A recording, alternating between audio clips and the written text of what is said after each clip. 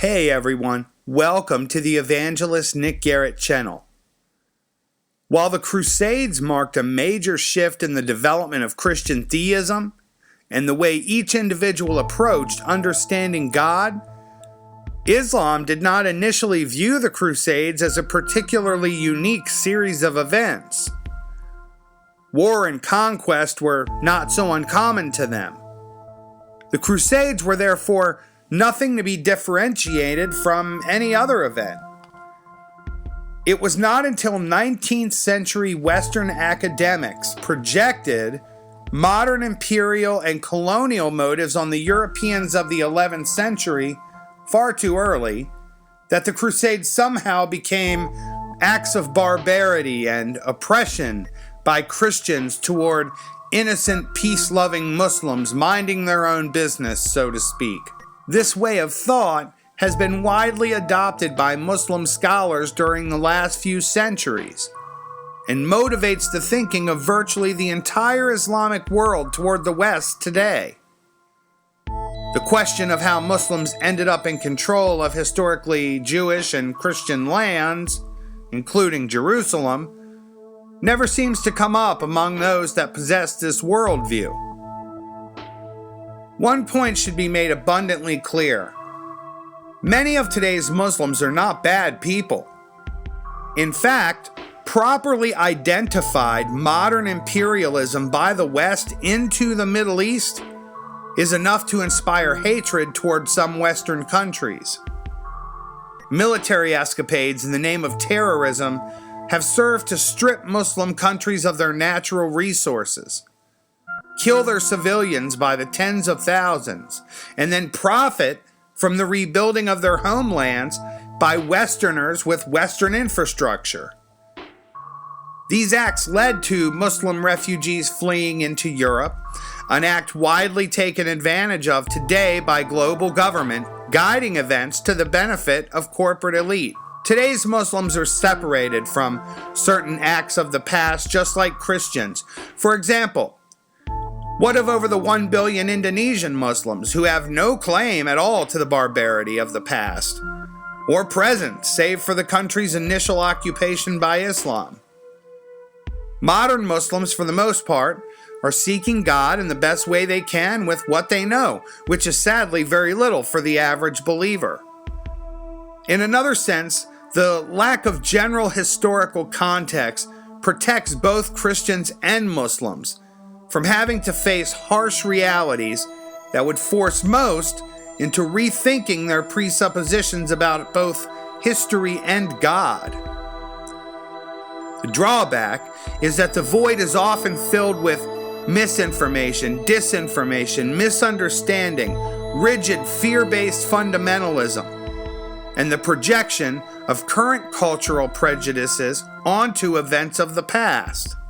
It is true that a number of Muslims today want to change their faith to a more liberal one that accepts being one of many in a global community, all with different perceptions of the same God.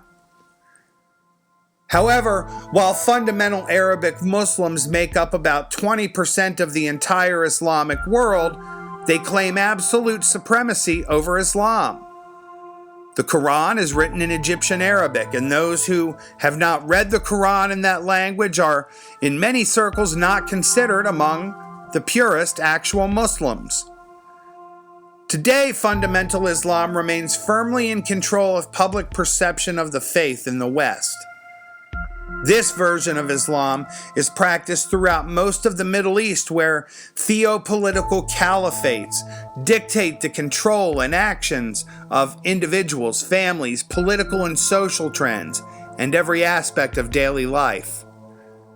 Even those more systematized Arabic governments are only that way to the extent that they do business with and benefit from Western countries.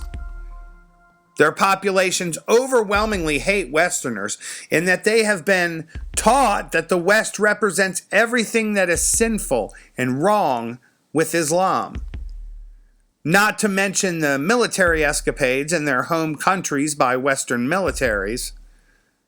In general, theocracies have been the primary style of government for the Islamic world. These styles have made it relatively easy for the West to dominate Muslim regions for varieties of reasons, from which they stand to advance their international political and corporate agendas.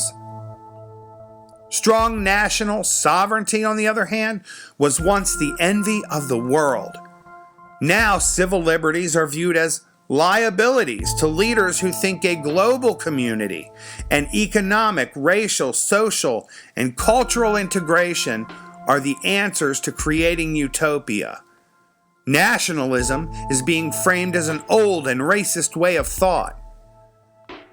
In the secular philosophy, Christian theism is a liability because it views the liberty of a thriving and ever-growing family unit as the foundation of all forms of healthy, balanced growth, personally and socially. In other words, the health of the individual contributes to the health of the collective.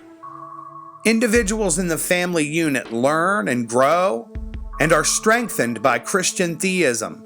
Values like personal liberty focus largely on the individual's development of self. When this thought governs society, equality of opportunity becomes the norm. When the secular global form of collectivism does, a statist power determining equality of outcome becomes the norm. Christianity rose from an intellectual and spiritual calling that asks people to rise above subsistence living, gain self-discipline, give to others, and live for God's high morals over those of self. According to the globalist view of the family, eventual scarcity of resources, environmental impact, and overpopulation compels the encouragement of policies that slow down and limit their growth. They already have. As a result, UN philosophy for international government encouraged cultural, social, political, religious, and spiritual movements that support their way of thinking. The philosophy of globalist equalization of the world is being accomplished by a number of integrated efforts. The reductions of populations in Western Europe and America through targeted efforts, while borders are flooded with refugees from non-Christian countries, is changing the world. This change is influencing the practice of Christianity around the globe. The conditions created in the non-Christian countries are part of a strategy too. The destabilization of the Middle East, Iraq, Iran, Syria, and Libya gained popular American support by mass media propagandizing without realizing a door was open when Western Christians sacrificed the values of the faith and replaced them with moral justification for murder in various worldwide escapades. Progress toward global goals really accelerated after September 2001 when the trade centers and Pentagon were destroyed. This resulted in consolidation of government bureaucracies into a dramatically different structure. The West found a motive for infiltration of other nations in those events that brought Christians and Muslims face to face again in modern times. The globalists responsible for such infiltration were at the same time propping up and advancing the interests of the non-Christian countries. In other words, they were funding both sides. Western activity in other countries led to a refugee problem that needed to be addressed. With a large population of refugees, the strategy to open borders to predominantly Western Christian countries as a long-term policy found traction over several presidential administrations of both parties. People of all types and ethnicities are being mixed into an ever-expanding global population. Through reduction of sovereign powers over borders and opening them to the free flow of people of all ethnicities, the inevitable impacts of drain on public coffers creates wider dependency on the state, higher taxes for native populations, and the successful implementation of the global collective philosophy that promises equality of outcome instead of always working toward the ideal, equality of opportunity. Those with financial independence continue to be broken down over time by less and less advantageous economic conditions, more taxes, and less opportunity. Globalist politicians pitch these events as a utopian ideal and use political correctness and epithets to criticize those who challenge the efficacy of their plans. Combating world overpopulation tops the list of international globalist-led initiatives, even though it is not even widely agreed upon as the most pressing global issue. Using a formula that is by no means widely accepted, the globalists have catastrophized a population explosion, citing a growing scarcity of resources and man-made global warming as the catalyst for immediate action. Population formulas from Western European countries indicate that France 1.8, England 1.6, Greece 1.3, Germany 1.3, Italy 1.2, and Spain 1.1 have fallen below the growth rate of 1.9 children per family, a number from which no population has ever recovered. The same data indicates that a population dipping below 1.3% will never recover. According to the way the UN, the governing world body for the globalist philosophy, is interpreting the data, they assert that in just a few short decades, native populations in Christian countries will die out. America is expected to soon meet this fate. This is interesting considering several factors. Non-Christian countries are experiencing no such decline. The cultural incompatibilities that exist between the Christian nations and others mean not much has to be done to ratchet up and maintain problems. Motivated by their majority in the UN Security Council, some target financial resources toward Western politicians who don't mind undermining Christian theism in exchange for open borders policies.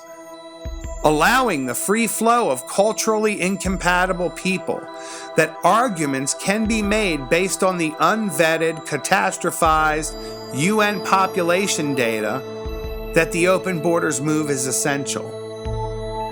The decline in majority Christian populations has already begun. France, for example, now has more mosques than churches. And the population of young French men below the age of 20 are now 45% Islamic. When Christian theism becomes weak enough, secularism will take over for good. When the population in the West eventually becomes predominantly non-Christian through open borders, marriages, and first and second generations of children, full-blown secularism will take over where the current initiatives leave off. Sorry to bring you such hard news today, but I look forward to talking to you next time, where we will pick up this discussion and go into part 2 of it. Please subscribe, like, and share. Check me out on other platforms. Please go to Amazon and visit my author page, where you can buy books that contain the subject matter for this material. Today's material comes to you from a book called Just Tell Me the Truth About the Future of Christianity. Talk to you next time.